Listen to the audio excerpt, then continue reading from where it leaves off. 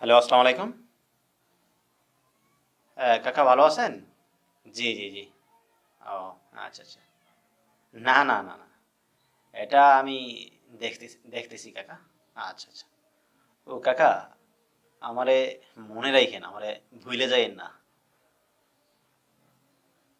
আচ্ছা কাকা, ঠিক আছে। আচ্ছা, আচ্ছা। রাখি, হ্যাঁ? ওকে। নিশ্চয়ই বুঝে গেছেন কোন বিষয়টিকে নিয়ে আলোচনা করতে এসেছি। সুতরাং আপনারাও ভুলে যাইয়েন না, মনে রাখেন। কারণ এই মুহূর্তে অনেকগুলো বিষয় আলোচনার কেন্দ্রবিন্দুতে চলে আসছে। যেমন চট্টগ্রাম জব্বারের বলি এবং আহলে সুন্নাত ওয়াল জামাতের ব্যানারে ফিলিস্তিনের বুকে ইসরায়েলের বর্বর হামলার প্রতিবাদে প্রতিবাদ সভা। আর সবচেয়ে বড় যে বিষয়টি এবং দৃষ্টিকটু, তামিম ইকবালের প্রেস কনফারেন্স, যেটি তিনি না করলেও পারতেন। জানি না ওনার প্রেস কনফারেন্সটি কি ফারুক আহমেদের ১২০ কোটি টাকা আর বিষয়টিকে ধামাচাপা দেওয়ার জন্য করেছেন কিনা। যদি তাই হয়ে থাকে, আমি বলবো যে তামিম ইকবাল ভাই, আপনি শ্রদ্ধার মানুষ, আপনাকে অশ্রদ্ধার জায়গায় নিবেন না। কারণ বাংলাদেশকে আপনি অনেক কিছু দিয়েছেন, নিঃসন্দেহে বাংলাদেশকে রিপ্রেজেন্ট করেছেন, আপনি বাংলার গর্ব। কিন্তু তাই বলে আপনার সাজানো নাটকে দেশ পা দিতে পারে না। চিন্তা করা যায়, মাত্র ৩ থেকে ৪ মাসের ব্যবধানে বিসিবি বস ফারুক আহমেদ ১২০ কোটি টাকা লাপাত্তা করে দিচ্ছে। বাহ! হাজার হাজার ছাত্র জনতা জীবনের বিনিময়ে আমরা প্রত্যেকটা পোস্টেই ফারুক আহমেদ পেয়ে যাচ্ছি। এ কী রে ভাই, এত লোভ কেন তোদের মনে? শিক্ষা হয় না এগুলো দেখে? হাজার হাজার পুলিশ জীবন দিছে, হাজার হাজার ছাত্র মারা গেছে, জনতা মারা গেছে, আর এসবের বিনিময় তোরা দেশটাকে আবার সেম আবার আগের অবস্থায় নিয়ে যাচ্ছিস, লুটপাট করে দেশটাকে শেষ করে দিচ্ছিস।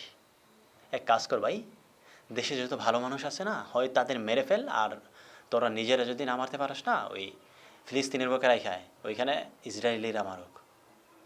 তোদের এই নির্যাতনে না, তোদের লুটপাটের নির্যাতনে এদেশে ভালো মানুষরা আর মানে মানসিকভাবে বসবাস করতে পারতেছে না। তো যাই হোক, এই ফারুক আহমেদকে ভুলে যায়েন না। আজ যদি এই ফারুক আহমেদকে ভুলে যান, বারবার এই ফারুক আহমেদরা বাংলাদেশে জন্মগ্রহণ করবে, বারবার দেশটাকে তারা লুট করবে।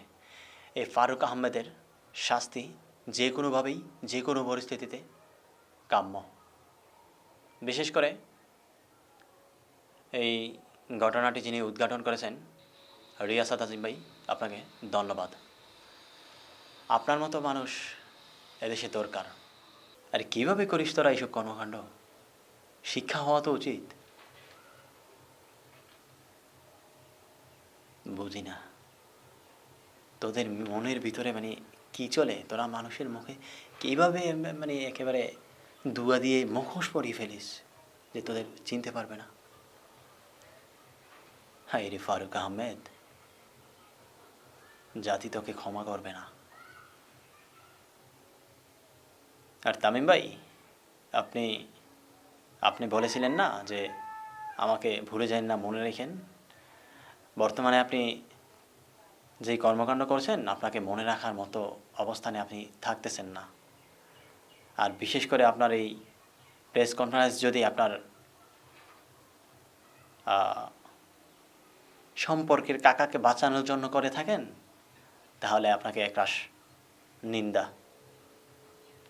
ভালো থাকেন।